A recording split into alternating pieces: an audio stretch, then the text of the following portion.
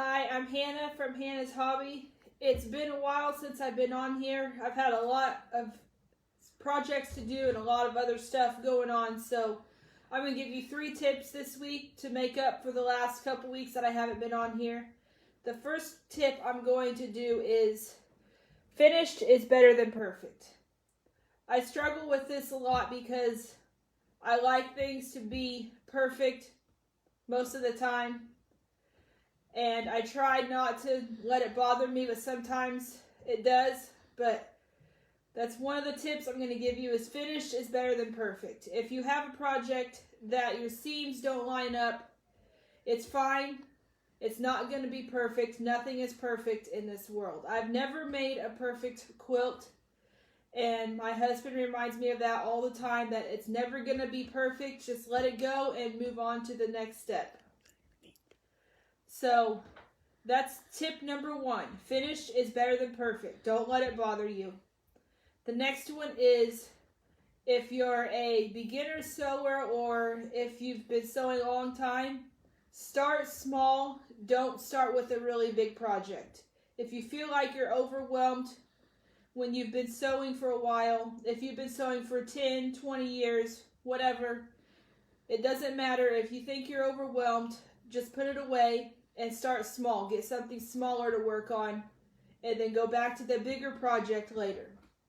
If you're a beginner sewer, if you start with a small project, you won't overwhelm yourself with a big project, because a big project will take more time and it'll just frustrate you more if you can't get it right because you want to make something big. Just start with something small like a placemat or a table runner or a pillowcase, and then you can move on to a bigger project later. Or you could start with a baby quilt and then move up to eventually get to a king size quilt or whatever size you want to get. So tip number 2 is start small. Don't overwhelm yourself with something too big. Tip number 3 is your seam allowances. Most patterns call for a 1/4 inch seam allowance, which is how much is on your fabric when you sew. The seam allowance is how much is between the end of your fabric to where your stitches are. So if you fold this over, that's about 1/4 inch.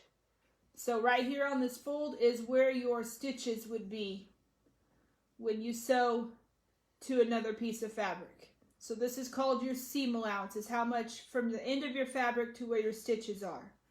Instead of making sure that your seam allowance is 1/4 inch or 1/2 inch or whatever your pattern calls for, just make sure you are consistent with your seam allowance.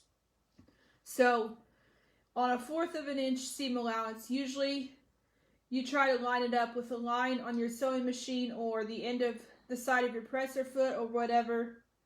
So just try to be consistent. If you are about 1/8 inch to the left of your presser foot or that line, then make sure you're that far away every time you sew something. That way it's always the same distance from the needle.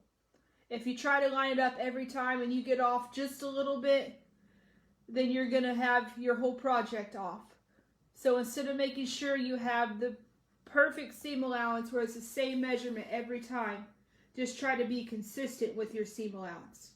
Instead of lining it up, just try to keep it in about the same spot every time. So tip number 3 is your seam allowance.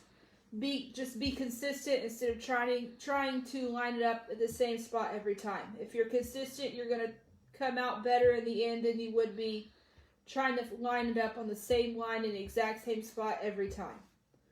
If you have any questions, let me know. Comment below. Subscribe to the YouTube channel. Like my Facebook page. Feel free to share my page with your family and friends. And I'll see you next week for another tip. Have a good night.